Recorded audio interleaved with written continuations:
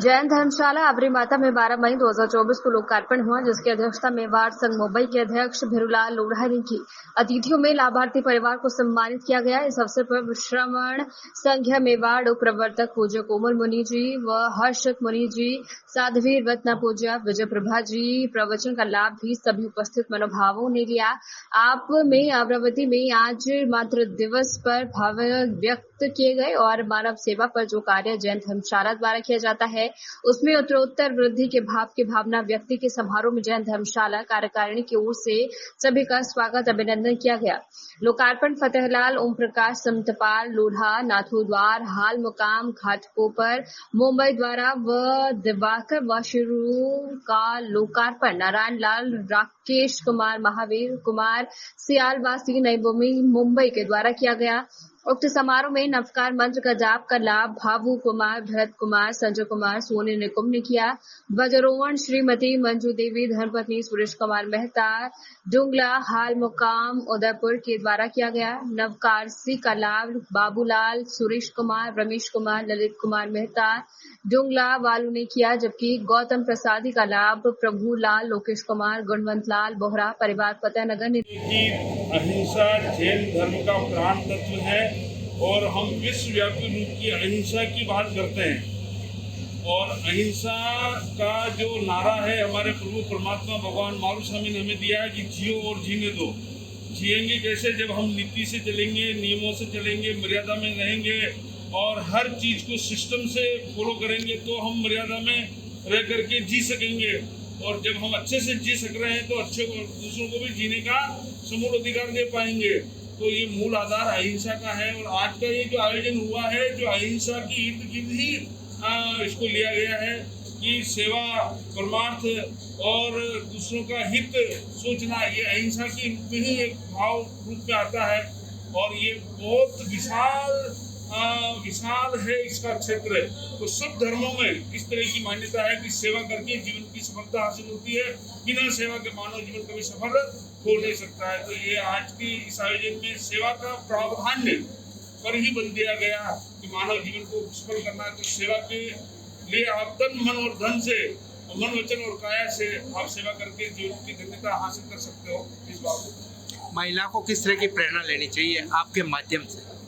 करुणा भाव, स्नेह भाव और सद्भाव और परस्पर लगाव भाव का एक बहुत अच्छा वातावरण मन मानस में बना रहना चाहिए। क्योंकि महिलाएं हैं जो घर से बालकों को बाहर भेजती है, तो उनका स्वभाव अगर अच्छा रहा, मधुर रहा और निष्कलुषित रहा तो बच्चों को भी वो वाला वातावरण मिलेगा। बच्चे जहाँ भी जाएंगे और एक बहुत ही सकारात्मक गुणात्मक परिवर्तन के साथ निकल करके समाज में जाएंगे तो समाज भी उसी रूप का बनेगा। जो घर में बन रहा है वातावरण, वही समाज में वातावरण बनेगा। तो घर का वातावरण बनाने के लिए महिला अहम भूमिका निभाती है। तो महिलाओं को तो बहुत ज्यादा सतर्क और सावधान रहने की जरूरत है। प्रेम में, आत्मीयता में, सद्भाव में और दया धर्म में, इनमें सब में अग्रगण्यता रखनी ही चाहिए महिलाओं को। किस तरह का प्रवचन आपने महिला को विकसित किया? साविकाओं को क्या कहना गुरु मैया? गुरुदेव गुरु जी माता को वंदन, नमस्कार। उपस्थित भाइयों बहनों, अब नारियों को सोने का समय नहीं है, जगने का समय है। नारी को आगे से आगे कदम बढ़ाते हुए चलना चाहिए हर क्षेत्र के अंदर, चाहे सामाजिक क्षेत्र हो, चाहे धार्मिक स्थल हो, चाहे घर परिवार का क्षेत्र हो। हमें माताओं का मान सम्मान अनुशासन में रहना चाहिए। प्रतिदिन माताओं और पिताओं की अच्छी तरह से सेवा करना चाहिए। सेवा के लिए देव भी तरसते हैं कि मानव धन्य है जो अपने माता पिता पर नमस्कार कर सकता है, माता पिताओं की सेवा कर सकता है।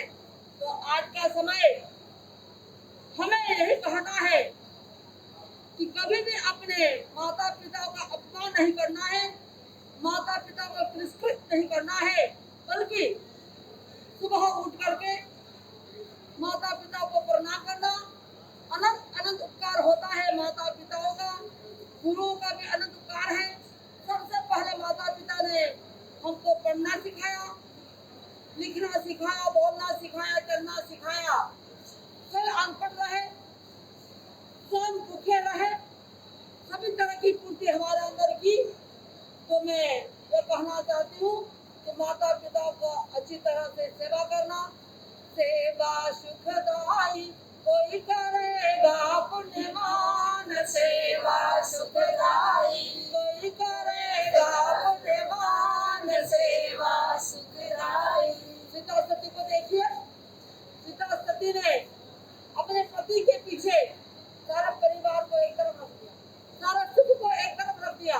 उन्होंने कहा मुझे सुख नहीं चाहिए, मुझे पहल नहीं चाहिए, मुझे खाने पीने के लिए बाल मसाला नहीं चाहिए, मुझे पुष्कर सूखा जैसा खाना मिलेगा मैं मेरे पति के साथ में रहूंगी।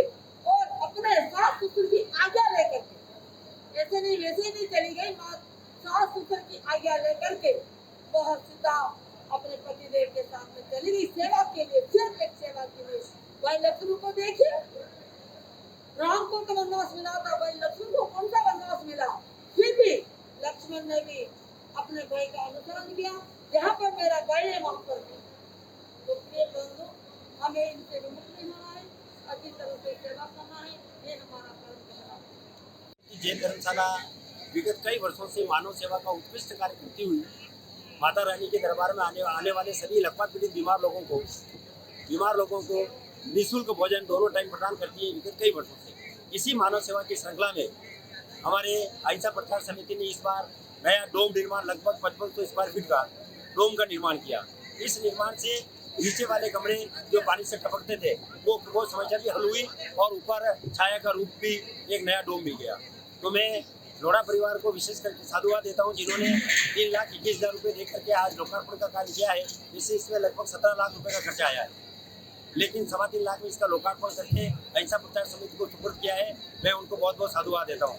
मैं महामंत्री होने के नाते उनका बहुत बहुत साधुवाद अर्पित करता हूँ। आज परम सौभाग्य रहा कि परम पूज्य व्यवहार पूज्य वो प्रवर्तक कोमल मुनि जी महाराज साहब, साध्वी रत्ना विजय प्रभा जी महाराज साहब के सानिध्य में मातृ दिवस मनाने का और मानव सेवा और गौ सेवा के रूप में, दया के रूप में काम करने के प्रवचन के रूप में ये श्रावक श्राविकों को सुनने को मिला। ये भी बहुत अच्छा कार्यक्रम रहा। और आज की इस लोकार्पण कार्यक्रम में संत सचिवों का जो सानिध्य प्राप्त हुआ वो काफी सराहनीय रहा। दानदाताओं ने ऊंचे बढ़ चढ़ करके असहाय भोजन के लिए दान दिया, वह कबूतर दाने के लिए दान दिया, वह विभिन्न धर्मशाला सहयोग के रूप में दान प्रदान किया। मैं सभी दानदाताओं को भी अहिंसा प्रचार समिति की ओर से साधुवाद अर्पित करता हूँ।